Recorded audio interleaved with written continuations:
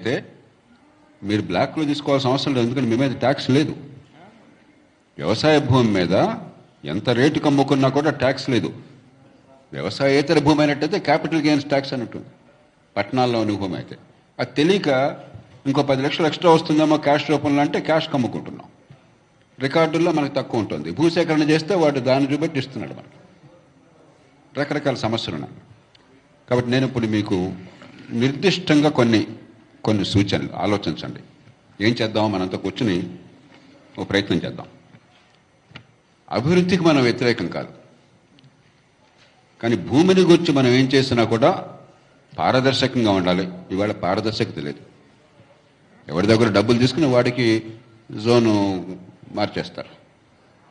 మనందరికీ తెలుసు, బెంగళూరు సిటీ అంతా రాజకీయం అంతా ఇదే. మన రాష్ట్రమే కాదు, మహానగరాలు ఎక్కడున్నా కూడా అభివృద్ధి జరుగుతుందంటే బెంగళూరు రాజకీయం మొత్తం ఆ జోన్లు మార్చుతామే, మాస్టర్ ప్లాన్ మార్చుతామే. పారదర్శకత లేదు. రెండోది ధర్మం లేదు. నష్టపోయేవారు రైతులు, డబ్బు పొందేవాళ్ళు ఎక్కడెక్కడి నుంచి వచ్చి వేల కోట్లు పెట్టుబడి పెట్టే పెద్దవాళ్ళు. కాబట్టి మనకి పారదర్శకత కావాలి, ధర్మంగా న్యాయంగా ఉండాలి, ఆచరణ సాధ్యం కావాలి.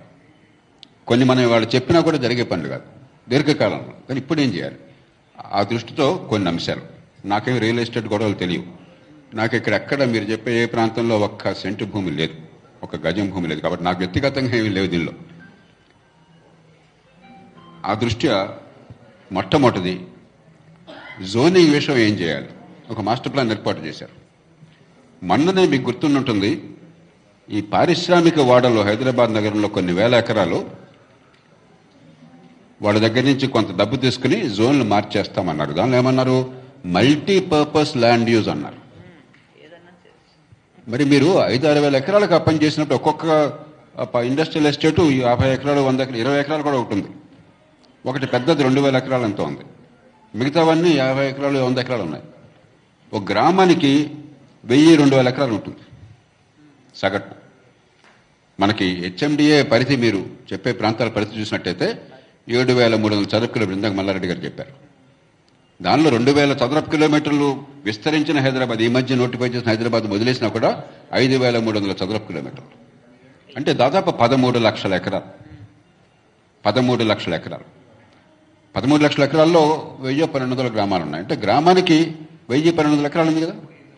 ఆ 1200 ఎకరాలు ఒక పూల్గా భావించి దానిలో కావాలంటే జోనింగ్ 10%, 20% పెట్టండి, రైతులందరినీ పూల్ చేసుకోమనండి.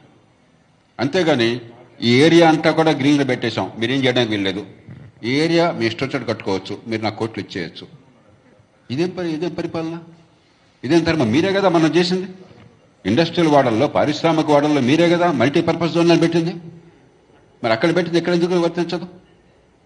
సులభమైన పరిష్కారం. ఎందుకంటే ప్రభుత్వం కూడా ఏముంటుందంటే, మరి గ్రీన్ వోల్ట్ వద్దా, మాకు రోడ్ల కోసం వద్దా, మరో దానికోసం వద్దా, రకరకాలు చెప్తారు. మనందరం అభివృద్ధి వాళ్ళు ప్రకటిస్తారు. ఇట్లా చేసినట్టయితే మీరు ఆలోచించండి, గట్టిగా దాని గురించి పట్టుబడదాం.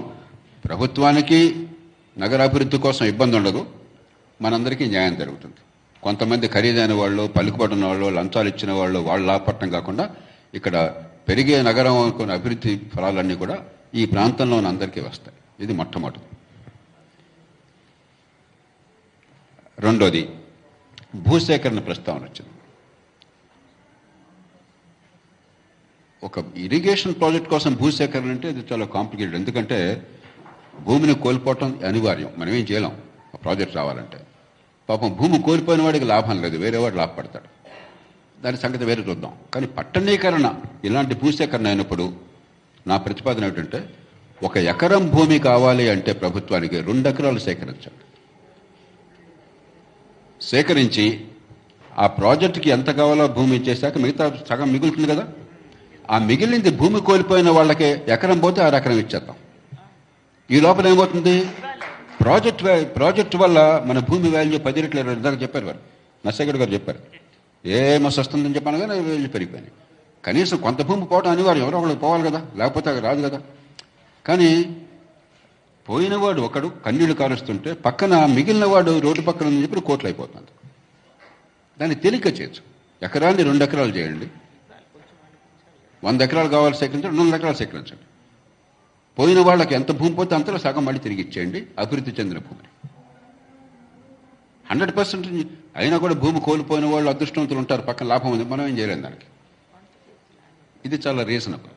పెద్ద కష్టమైంది, దీనిలో ఏ రకమైన ఇబ్బంది లేదు నా దృష్టిలో. మనసు ఉండాలే కానీ అంటే దోచేసుకోవాలి, లేఅవుట్లు మార్చేసి లేకపోతే అలైన్మెంట్ మార్చేసి డబ్బులు తినేయాలి అని కోరుకుంటే తప్ప నిజంగా ప్రజలకు న్యాయం చేయాలి, అభివృద్ధి కూడా జరగాలి. ఈ రకంగా అభ్యంతరానికి నాకు ఆస్కారం కనిపించట్లేదు.